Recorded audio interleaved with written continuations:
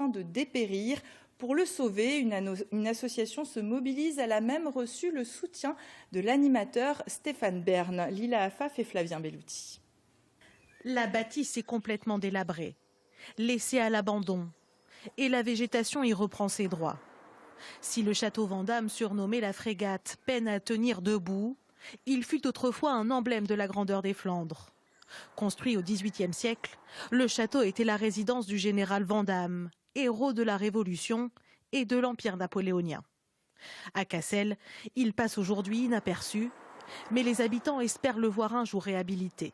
Je pense que c'est bien de faire des travaux, il ne faut pas le laisser tomber en ruine. Hein. J'ai vu des photos sur le journal, vu l'intérieur, ça va être joli. Et moi, je n'ai pas connu du tout. Donc, Toujours dans cet état. Voilà, moi j'ai vu tout dans cet état-là.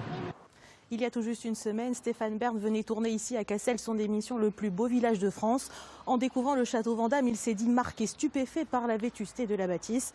Acquérir ce château inscrit au monument historique depuis 1980, c'est l'ambition de cette association de passionnés qui en connaît chaque recoin par cœur.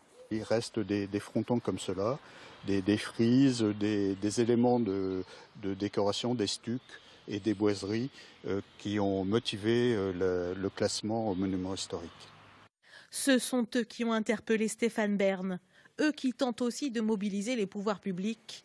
Leur objectif, restaurer le château et le transformer en musée. On se centrera sur un thème qui est l'interprétation de l'histoire.